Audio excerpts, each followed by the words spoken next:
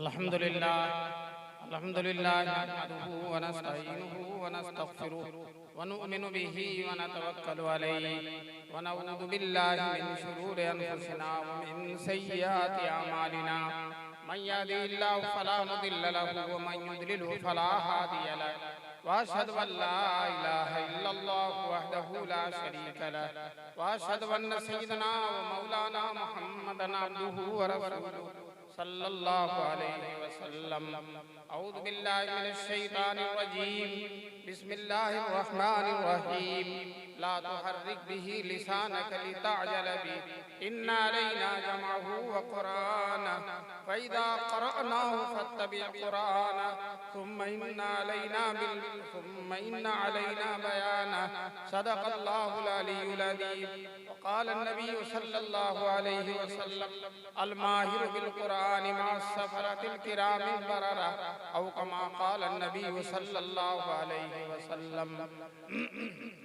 वो क़ुरआन जो ग़ज़ा भी है, दवा भी है, शिफा भी है।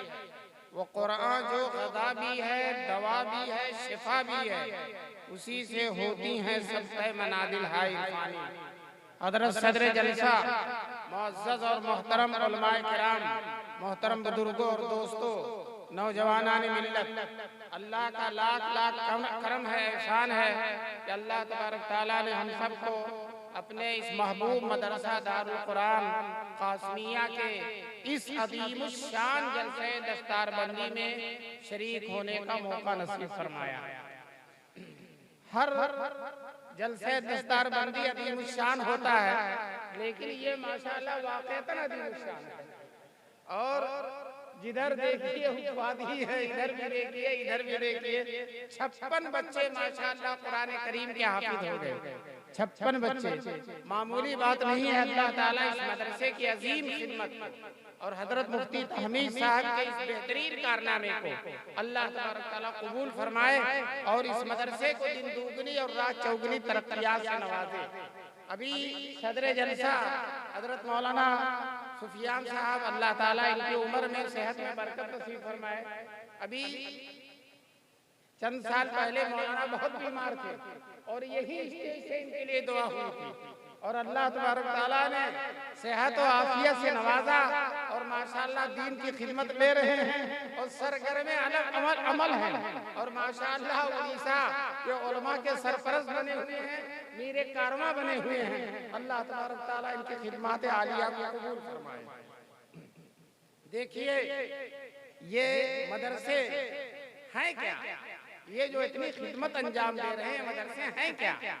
जब हिंदुस्तान में अंग्रेज आ गया और उसकी बहुत मजबूत हुकूमत कायम हो गई और वो ये सोचता था कि मेरी हुकूमत कभी खत्म होने वाली नहीं है।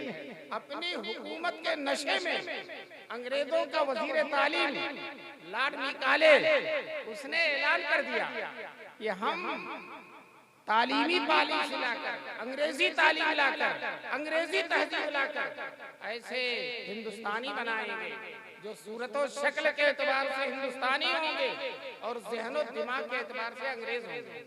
यानी हम हिंदुस्तानियों को अंग्रेज बना देंगे। दोस्तों उनके पास हुकूमत थी, तख्त ताज था, लाव लश्कर था, लेकिन उनके मुकाबले में देवबंद के फकीरों ने, अल्लाह के बंदों ने और अल्लाह पर तवक्कुल रखने वाले उलमाए देवबंद ने, हजरत मौलाना कासिम नानोतवी, मौलाना रशीद अहमद गंगोही, हाजी इमदादुल्लाह मुहाजिर मक्की, इन अल्लाह के फकीरों ने देवबंद का मदरसा कायम करके तवाज़ु और आजिज़ी के साथ ऐलान कर दिया कि हम इंशाअल्लाह ऐसे हिंदुस्तानी बनाएंगे जो सूरत और शक्ल के एतबार से हिंदुस्तानी होंगे और ज़हन और दिमाग के एतबार से मक्की और मदनी होंगे।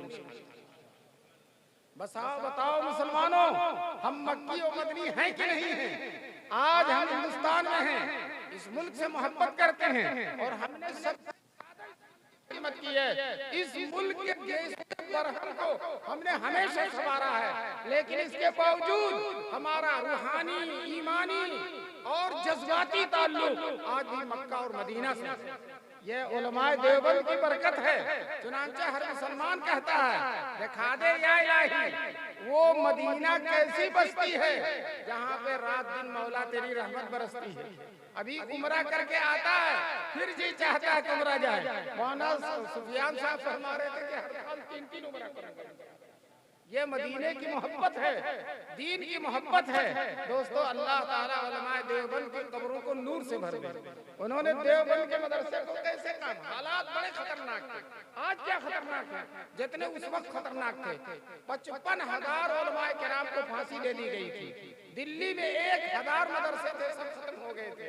दोस्तों, दिल्ली हमारे मुल्क का एक हिस्सा है, लेकिन मुसलमानों को दिल्ली में जाने की इजाजत नहीं थी। दिल्ली में वीजा लेकर मुसलमान जाते थे और दिल्ली के दरवाजे पर पुलिस लोग बैठे रहते थे और मुसलमानों को जाने नहीं देते थे। दोस्तों, ये सूरत हाल थी और अंग्रेज बार बार मशवरा करता था कि दिल्ली में मुसलमानों को रहने दिया जाए या न रहने दिया जाए। लेकिन दोस्तों, आज अल्लाह का करम देखिए, मुसलमान भरे हुए हैं दिल्ली में और अंग्रेज का नामो निशान नहीं है। तो दोस्तों, ये सूरत हाल थी। ये हजरात 1857 के बाद रोजाना तहज्जुद में रो के दुआ करते थे, गरम आंसू बहाते थे, ऐ अल्लाह इस मुल्क में इस्लाम की हिफाजत की कोई सबील पैदा फरमा। दोस्तों, 10 साल तक मुसलसल रोते रहे, गरम आंसू बहाते रहे। उसके बाद 10 साल के बाद इज्तिमाई तौर पर उस जमाने के औलिया के दिल में इल्हाम हुआ कि दीन की हिफाजत की यही सबील है कि मदरसा कायम किया जाए। चुनांचे ये हजरात देवबंद की सरजमीन में इकट्ठा हुए और एक मस्जिद के सहन में, वो मस्जिद आज भी मौजूद है, आप देवबंद जाकर उस मस्जिद की जियारत कीजिए। उसके सहन में अनार के दरख्त के नीचे एक उस्ताद और एक शागिर्द से मदरसे को शुरू किया गया। दोस्तों, उस्ताद भी महमूद और मदरसा भी महमूद और अल्हम्दुलिल्लाह 150 साल से उस मदरसे के कारनामे भी महमूद।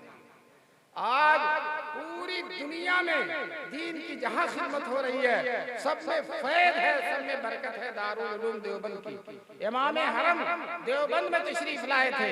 उन्होंने अपनी तकरीर में कहा, मैं इमाम हरम होने की हैसियत से दुनिया के हर मुल्क में गया और जहाँ भी मैं गया दारुल उलूम देवबंद का फैज सूरज और चाँद की तरह चमकता हुआ नजर आया। अभी मौलाना सुफियान साहब ने फीजी का तज़किरा किया था। दारुल देवबंद में बहुत बड़े मुहद्दिस हैं मौलाना नेमतुल्लाह, उनके साथ मैं भी फीजी गया। फीजी ऐसा मुल्क है जो दुनिया का सबसे पहले, वहीं से दुनिया शुरू होती है, सबसे पहले सूरज वही निकलता, उसके बाद कुछ आबादी है ही नहीं। और वहां पहुंचे, जजीरे हैं, जहाज चलता रहा, लगता था उतरेगा ही नहीं। खैर किसी तरह उस जजीरे में उतरा। जब हम जजीरे के अंदर गए तो देखा मदरसे हैं, दौरे की तालीम है, बुखारी शरीफ पढ़ाई जा रही है। हमने उलमा से पूछा, आप हजरात कहाँ से पढ़कर आए हैं? कहने लगे दारुल उलूम देवबंद से पढ़कर आए। माशाअल्लाह, चप्पे चप्पे में दारुल देवबंद का फैज़ पहुंचा हुआ है। मौलाना कासिम नानोतवी जो दारुल देवबंद के बानी थे, बचपन में उन्होंने ख्वाब देखा था, मैं खाने काबा की छत पर हूँ और मेरे जिस्म से दूध की नहरें निकल कर हर तरफ जा रही हैं। किसी आरिफ़े कामिल ने आपकी ताबीर बतलाई थी, ये बच्चा बड़ा होकर इंशाअल्लाह हुजूर के दीन की ऐसी खिदमत करेगा जिसका फैज़ दुनिया के चप्पे चप्पे में पहुंचेगा।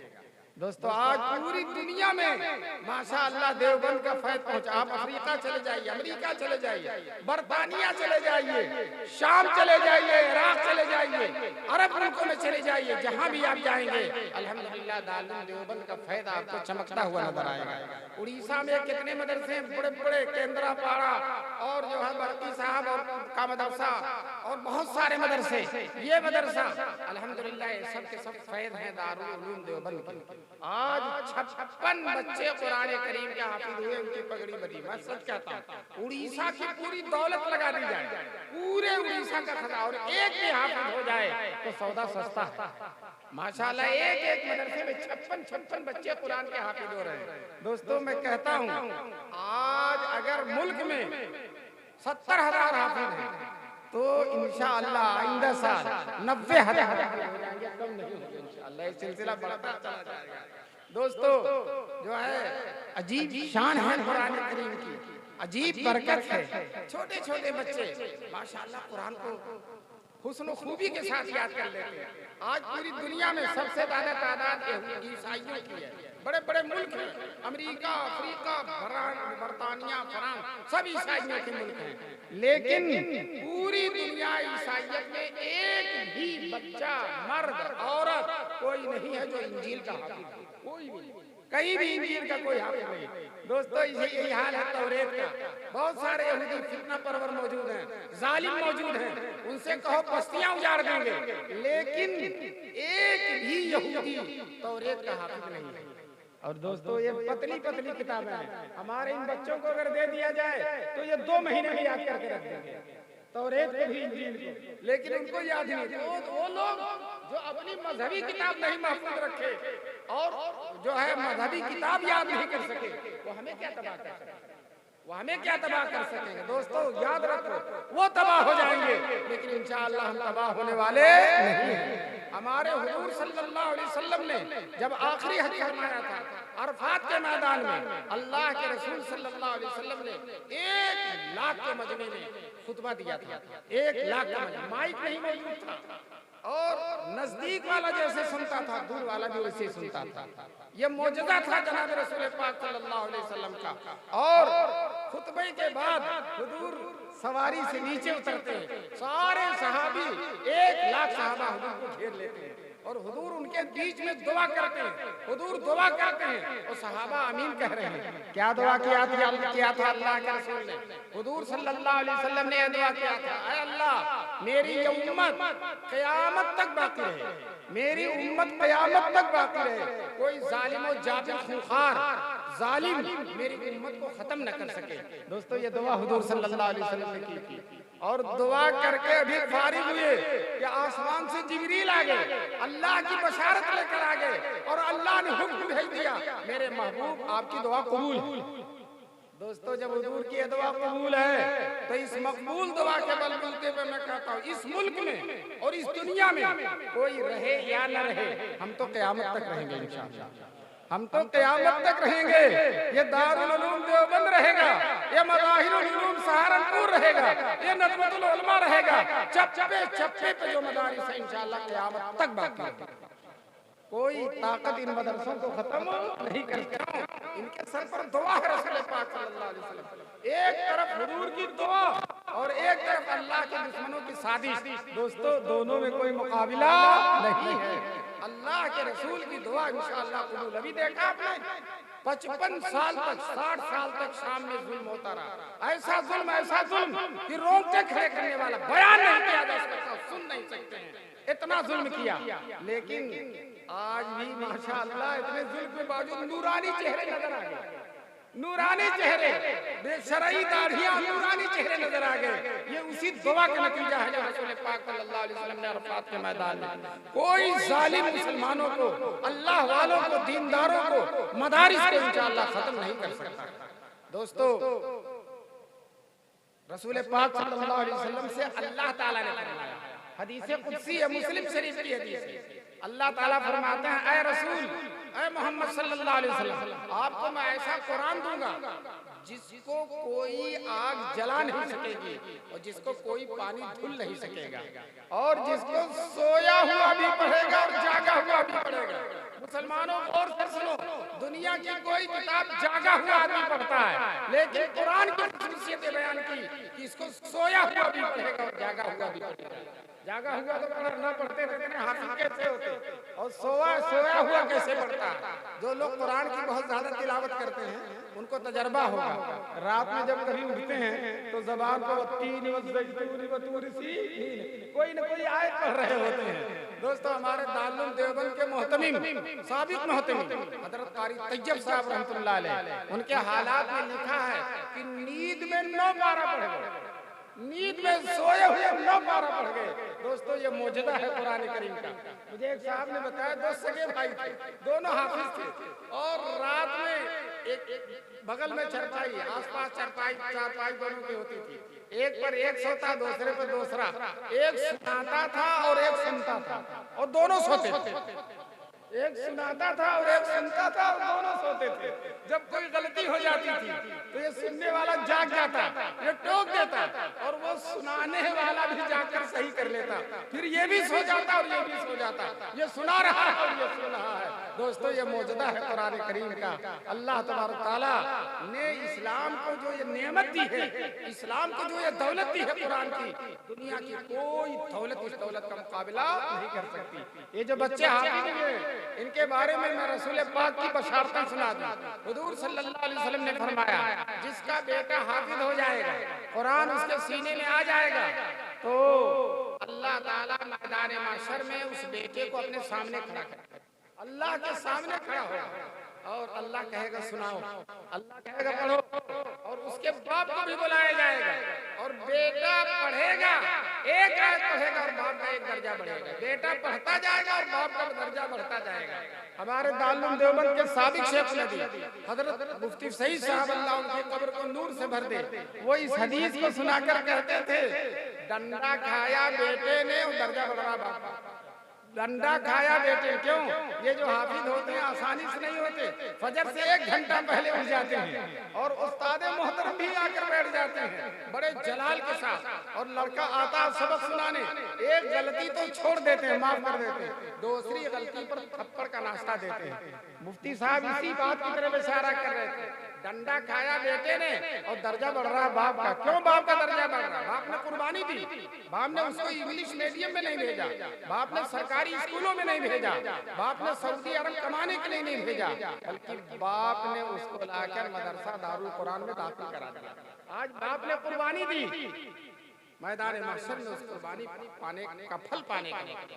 दोस्तों जब हाफिज पढ़ेगा और उसके बाप का दर्जा बढ़ता चला जाएगा, तो वो लोग जिनके 6-6 बेटे थे, एक को भी हाफिज नहीं बनाया, कफे अफसोस मिलेंगे, काश कि मैं अपने एक बेटे को हाफिज बना देता तो आज मेरा भी दर्जा बढ़ जाता। मुसलमानों मौका गनीमत है, मदरसे हर जगह मौजूद हैं और आसानी के साथ कुरान का हिफ्ज़ हो रहा। आपको डॉक्टर इंजीनियर बनाना होगा, करोड़ों लाखों की दौलत, करोड़ों की दौलत सर्व करना होगा, और हाफिज बनाना जो सबसे बड़ी चीज है और सबसे बड़ी दौलत है, दोस्तों आप मदरसे में लाकर दाखिल करा दीजिए, एक पैसा न दीजिए, इंशाअल्लाह मदरसे वाले उसे खिलाएंगे भी, कपड़ा भी देंगे, और जब हाफिज हो जाएगा तो मदरसे ही वाले पगड़ी भी देंगे।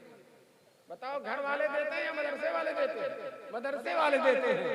दोस्तों इतना आसान है हाफिज होना।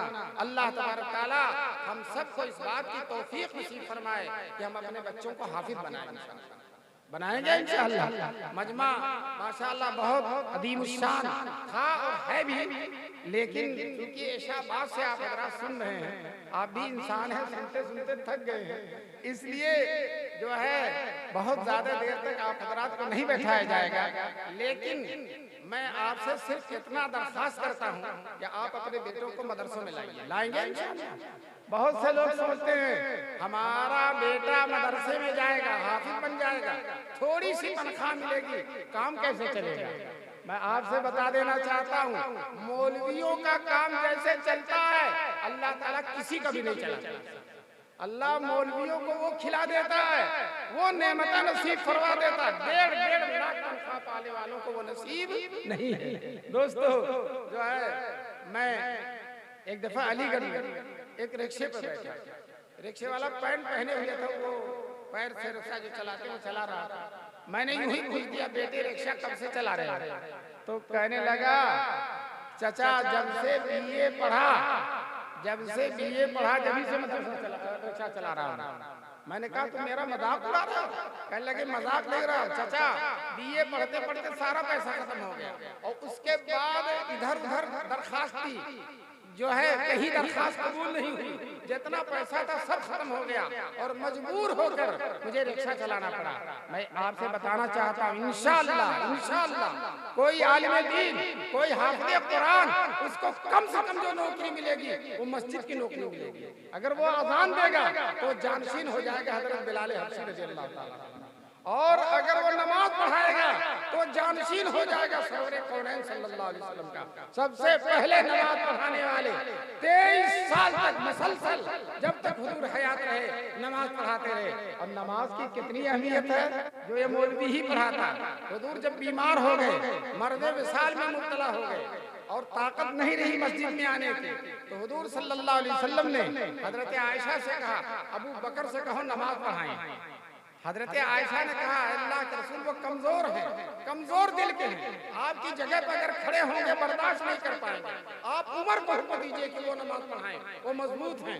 लेकिन हुजूर समझ रहे हैं कि जब तक अबू बकर मौजूद हैं तब तक उमर के को नमाज पढ़ाने का हक नहीं है। चुनांचे हजरत अबू बकर ने हजरत हुजूर पाक सल्लल्लाहु अलैहि वसल्लम ने हजरत आयशा से कहा अंतुन्ना का सवाहिब यूसुफ, तुम औरतें यूसुफ की औरतों की तरह हो, और मैं कहता हूँ कि अबू बकर से कहो नमाज पढ़ाएं। चुनांचे हजरत अबू बकर ने बताइए सब हुजूर से बात सबसे बड़ा इंसान, सबसे बड़ी शख्सियत अबू बकर, वो नमाज पढ़ा रहे हैं। अल्हम्दुलिल्लाह मौलवियों को नमाज पढ़ाना नसीब है कि नहीं? बताइए, मामूली काम है। इसलिए आप डरिए मत कि हमारा बेटा मौलवी हो जाएगा। दोस्तों मैं सच कहता हूँ, मौलवियों को अल्लाह वो खिला देते हैं, वो खिला देते हैं, आज भी किसी को नसीब नहीं है। आपके घर में देसी मुर्गा उसी वक्त कटता है जब कोई मौलाना मेहमान आता है। दारुल देवबंद के शेखुल हदीस थे हजरत मौलाना हुसैन अहमद मदनी रहमतुल्लाह अलैह। 500 रुपया तनख्वाह थी और 50 मेहमान रोजाना खाते थे, 50 मेहमान रोजाना खाते थे। और दोस्तों खाना ऐसा लजीज, ऐसा लजीज, अभी देवबंद में सदर आलिम है, मुहद्दिस है मौलाना नेमतुल्लाह, 95 साल की उम्र है, शेखुल इस्लाम के शागिर्द हैं। वो कहते हैं बचपन में तालिब इल्मी के जमाने में शेखुल इस्लाम के दस्तरखान पर सालन और रोटी खाया था, सालन और रोटी। कहते हैं वो लज्जत आज 95 साल की उम्र हो गई है, वो लज्जत कहीं नहीं मिली। बादशाहों के भी दस्तरखान पर खाना खाया और हुक्मरानों के, नवाबों के, रईसों के, दस्तरखान पर खाया, लेकिन मर्द कलंदर के दस्तरखान पर जो लज्जत मिली वो कहीं नहीं। क्यों? वो इल्म दीन की लज्जत है, वो तक़वा की लज्जत है, वो लिल्लाहियत की लज्जत है, वो रूहानियत की लज्जत है, वो रिज़्क़ हलाल की लज्जत है। अल्लाह तबारक व तआला हमारी नस्लों को यही लज्जत, और ये लज्जत आलिम और हाफिज होने में है। मैं मुफ्ती तहमीद साहब को दिल की गहराइयों से मुबारकबादी देता हूँ कि आप इस मदरसे ने कौम को वो सरमाया दिया है, वो दौलत दी है, कौम को उस नेमत से नवाजा है जिस नेमत और दौलत का दुनिया की कोई दौलत मुकाबला कर ही नहीं सकती। या हाफिज, ये याद रखो, कहा जाता मसल मशहूर है, न हाफिज मरे न कारी सड़े, ना हाफिज मरे न कारी सड़े। क्या मतलब? हाफिज कब्र में भी जिंदा, लोग दफन करके चले आते हैं मिट्टी डालकर, सोचते हैं मर गया होगा, दफन हो गया होगा, लेकिन इसके अंदर जिंदा रहता है, जिंदा रहता है। शाह फजलुर रहमान गजमुरादाबादी रहमतुल्लाह अलैह अपने बारे में लिखते हैं कि जब मैं कब्र में जाऊंगा और कब्र में हूरें आएंगी तो मैं उनसे कहूंगा भी कुरान सुनाओ, कुरान सुनाओ बेटे। दोस्तों और ये अजीब शान है। मैं बिहार में गया और जो है वहाँ एक हाफिज साहब थे जिनका नाम था हाफिज बादशाह। आज से 100 साल पहले की बात है, और वो 100 बच्चों को 100 बच्चों को एक साथ पढ़ाते, 10-10 बच्चों को एक साथ सुनते, इधर ये सुना रहा, इधर ये सुना रहा, इधर ये। क्या मजाल है कि कोई गलती पढ़ करे, उठो का गलत पढ़ो, गलत पढ़ो, कोई भी गलत पढ़कर जा नहीं सकता था। हाफिज बादशाह ने अपने बेटे से कहा, बेटे तुम्हें कुरान कैसे याद है? तो बेटे ने कहा, अब्बा जैसे सूरह फातिहा लोगों को याद होती है वैसे मुझे पूरा कुरान याद है। तो बाप ने कहा, बेटे मुझे जैसे बिस्मिल्लाहिर्रहमानिर्रहीम लोगों को याद होगा, पूरा कुरान उसी तरह याद है। दोस्तों हाफिज साहब का इंतकाल हो गया और उनको कब्रिस्तान में, जो राम गंगा नदी के किनारे कब्रिस्तान थे, उसमें दफन कर दिया। दफन करने के 34 साल के बाद, कितने साल के बाद? 3 दिन के बाद लाश सड़ जाती है।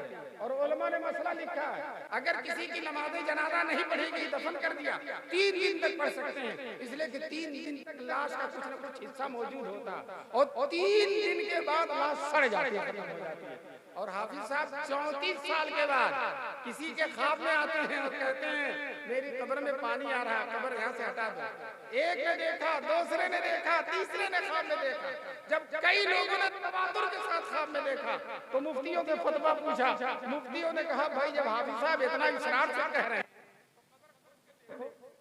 ऐलान हो गया फलां दिन हाफिज साहब की कब्र खोदी जाएगी, एक बड़ा मजमा इकट्ठा हो गया, कब्र खोदी गई।